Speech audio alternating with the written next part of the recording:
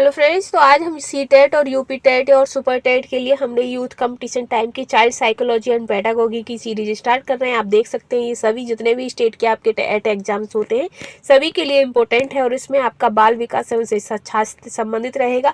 Paper first और paper 2 दोनों के लिए इम्पोर्टेंट है। साथ ही ये जो हम करा रहे हैं आपका अध्यावार सॉल्व पेपर पर है और इसमें जो आपके क्वेश्चन है वस्तुनिष्ठ वो आपके 7000 से प्लस है और उसी के साथ इसमें वन लाइनर क्वेश्चन आंसर भी है। तो आज से हम आपका क्या कराएंगे, वन लाइनर सीरीज हम स्टार्ट कर रहे हैं क्योंकि इसकी जो वस्तुनिष्ठ है वो एक अलग सीरीज चल रही है और एक जो वन लाइनर सीरीज है वो हम आपकी अलग चला रहे हैं। और ये आपके पूर्व में जो आपका यूपी टेट, सी टेट और अन्य राज्यों की जितनी शिक्षक पात्रता परीक्षा हुई है उनमें जो क्वेश्चन आंसर्स पूछे गए हैं वो सभी इसमें लिए गए हैं। तो चलिए हम स्टार्ट करते हैं आज से।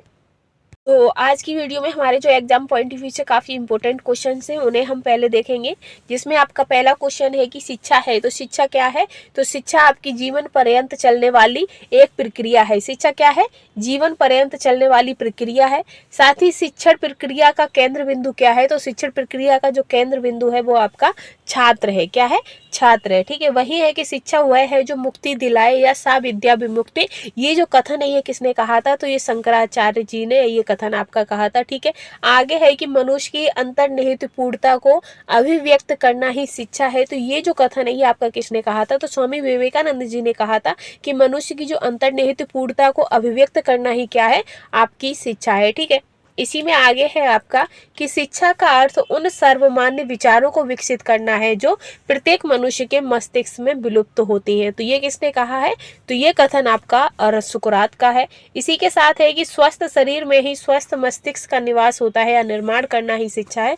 ये किसने कहा है? तो ये आपके अरस्तु ने कहा है। ठीक है, इसी के साथ आता है कि एजुकेशन, यानी कि एजुकेशन को E+ डूगो का संयोजन कहा जाता है, क्योंकि ई का जो अर्थ है वो होता है आंतरिक और डूगो का अर्थ होता है विकसित करना, यानी कि आंतरिक शक्तियों का विकास करना। ठीक है, आगे है कि साइकी का अर्थ है। तो साइकी का अर्थ किससे है? तो साइकी का अर्थ आपका आत्मा से होता है। ठीक है, वही साइकोलॉजी यानी कि आत्मा का विज्ञान। ठीक है, फिर आता है कि विद्या से अमृत की प्राप्ति होती है। ये कहाँ पर उल्लेख है? तो यजुर्वेद में आपका उल्लेख है कि विद्या से अमृत की प्राप्ति होती है। फिर है कि शिक्षा कैसा विज्ञान है? तो जो शिक्षा है ये आपकी नियामक विज्ञान है। कैसा विज्ञान है?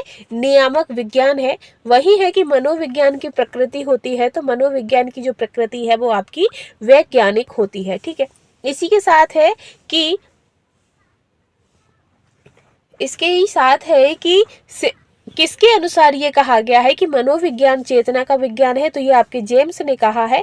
वही शिक्षा मनोविज्ञान की परिधि, तो शिक्षा मनोविज्ञान की परिधि आपके 3 स्तंभों पर टिकी हुई है: शिक्षक, शिक्षार्थी और पाठ्यक्रम। उसी प्रकार शिक्षा मनोविज्ञान के भी 3 क्षेत्र होते हैं: शिक्षार्थी और शिक्षण प्रक्रिया और शिक्षण दिशाएं। ठीक है, फिर आता है कि मनोविज्ञान की सबसे अधिक प्रयोग की जाने वाली विधि कौन सी है? तो मनोविज्ञान की जो सबसे अधिक प्रयोग की जाने वाली जो विधि है वो आपकी निरीक्षण विधि है। ठीक है, इसी में हम आगे बढ़ेंगे कि शिक्षण क्या है। तो शिक्षण क्या है? तो शिक्षण आपका ज्ञानार्जन है। क्या है? ज्ञानार्जन है। मनोविज्ञान का शाब्दिक अर्थ क्या होता है? तो मनोविज्ञान का शाब्दिक अर्थ है मन का विज्ञान। इसी के साथ है कि मनोविज्ञान मानव एवं पशु व्यवहार का विज्ञान है। ये किसने कहा है?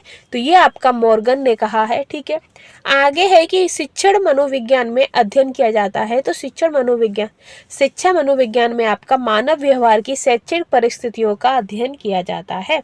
इसी के साथ है कि मनोविज्ञान से क्या तात्पर्य है? तो मनोविज्ञान से तात्पर्य है व्यवहार का विज्ञान। फिर है कि जो मैकडूगल है, मैकडूगल का कथन है कि मनोविज्ञान व्यक्ति के व्यवहार एवं आचरण का यथार्थ विज्ञान है। क्या कहा है? जो मैकडूगल है वो कहती है कि जो मनोविज्ञान है वो व्यक्ति के व्यवहार एवं आचरण का यथार्थ विज्ञान है। वही मैकडूगल ने जो मूल प्रवृत्तियां हैं वो आपकी 14 मूल प्रवृत्तियां बताई हैं। ठीक है, इसी के साथ है कि शिक्षा को मनोवैज्ञानिक आधार की आवश्यकता क्यों है? क्योंकि बालकों के आंतरिक एवं बाह्य गुणों का पता लगाना तथा शैक्षिक समस्याओं का समाधान करने के लिए हमें शिक्षा को मनोवैज्ञानिक आधार की आवश्यकता है। वही है कि शिक्षा की दृष्टि से बालक की महत्वपूर्ण आवश्यकता क्या है? तो शिक्षा की दृष्टि से जो बालक की महत्वपूर्ण आवश्यकता है वो है मनोवैज्ञानिक व्यवहार की आवश्यकता। आगे है कि शिक्षा मनोविज्ञान शिक्षण विधियों के चयन में शिक्षक की सहायता करता है। ये कथन किसका है? तो जो स्किनर है, स्किनर का मानना है कि जो शिक्षा मनोविज्ञान है वो शिक्षण विधियों के चयन में शिक्षक की मदद करता है। मनोविज्ञान क्या है? तो ये आपका विध्यात्मक विज्ञान है, ठीक है। इसी के साथ है कि निरीक्षण विधि में किया जाता है तो दूसरों का अध्ययन। मनोविज्ञान की उचित विषय वस्तु क्या है? तो व्यवहार है।